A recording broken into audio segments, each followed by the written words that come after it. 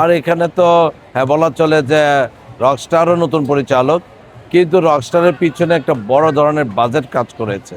হ্যাঁ, এবং একটা সুপারস্টার বাংলাদেশের সাকিব অভিনীত ছবি। সেই ছবিটা সাকিব অভিনীত ছবি যে কোনো লোকই বানাক না কেন মোটামুটিভাবে ব্যবসা সফল হয়ে দাঁড়ায়। খারাপ ছবি বানাচ্ছে তাও ব্যবসা সফল হয়ে দাঁড়ায়। হ্যাঁ, যে কোনোভাবে হয়ে যায় আলটিমেটলি। এই এই কারণে জুয়েলের ছবিটা আমার দেখা, যেহেতু নতুন একটা গল্প আছে। আমার সেন্সে রকস্টার সাকিবের সাথে এই গল্পটা আমার কাছে যায় না। আমার কাছে মনে হয়েছে, আমি এজ এ নির্মাতা হিসেবে মনে হয়েছে যে এই গল্পে রকস্টার থাকবে একটা নতুন একটা ছেলে, যে ছেলেটা সারা দুনিয়া চষে বেড়াবে গান গেয়ে, এরকম কিছু একটা। আমি জানি না ছবির গল্পের প্যাটার্ন কি, আমি দেখব ছবিটা কি কারণে নির্মাতা, কি কারণে ফাইন্যান্সার আর সাকিবকে নিতে হলো, এইটাই আমার জানার জন্য, আর কিছু কারণ নেই। আপনি আপনি আপনি যদি রকস্টার পেতেন তাহলে শাকিবকে নিতেন। আমি রকস্টারের গল্পটা যদি, আমি যেটা অনুমান করছি ওয়ান কাইন্ডস অফ ছায়াছন্দ, যদি সেই ক্যাটাগরি হয়ে থাকে তাহলে আমি সাকিবকে নিয়ে ছবি বানাতাম না।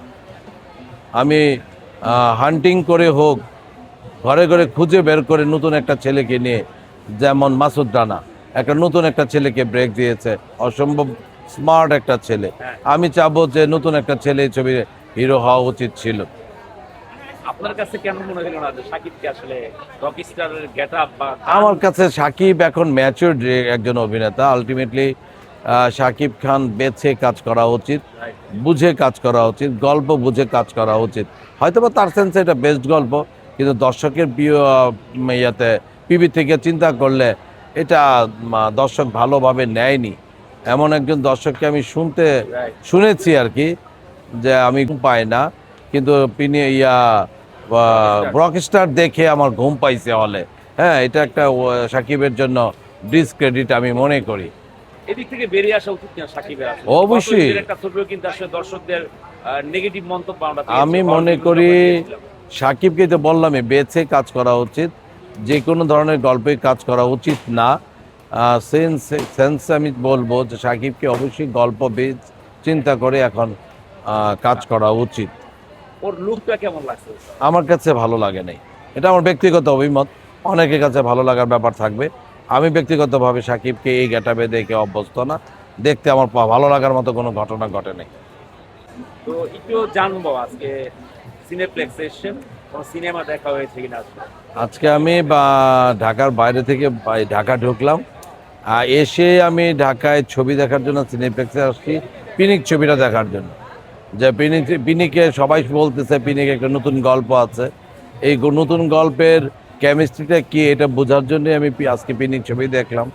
আমি প্রত্যেকটা ঈদে প্রত্যেকটা ছবি দেখার চেষ্টা করি, এবং দেখে নিজের মধ্যেই যেহেতু আমি একজন নির্মাতা হিসাবে ছবি যদি না দেখি তাহলে আমার কাছে মনে হয় যে অসম্পূর্ণ থেকে যায়।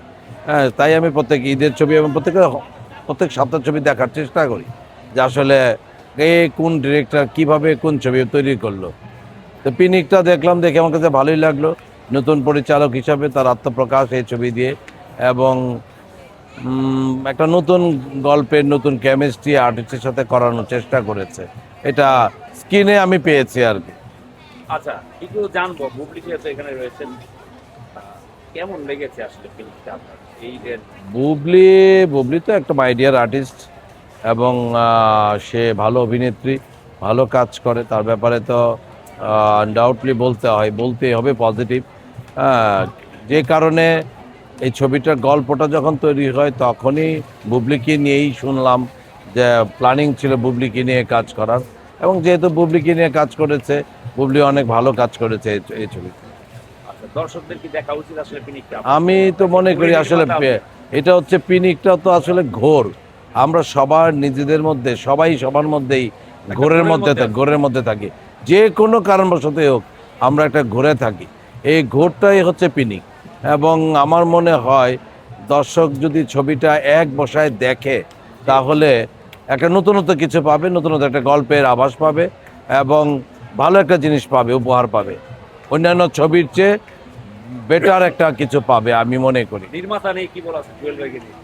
নির্মাতা তো জুনিয়র, যেহেতু ডিরেক্টর, আমি একজন নির্মাতা, তবে আমি নির্মাতাকে অ্যাপ্রিসিয়েট করি এবং এই বাজারে এসে একটা নতুন গল্প দিয়ে সে একটা চ্যালেঞ্জ করেছে এবং চ্যালেঞ্জটা মোকাবেলায় সে মোটামুটিভাবে আমার কাছে মনে হয়েছে যে জয়ী হয়েছে।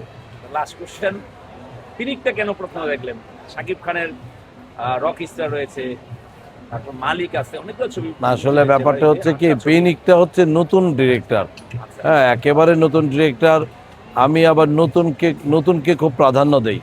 এই একটা কথাই আছে যে ওই নতুনের ক্যাতনরে কালবৈশাখী ঝড়, তোরা সব জয়ধ্বনি কর।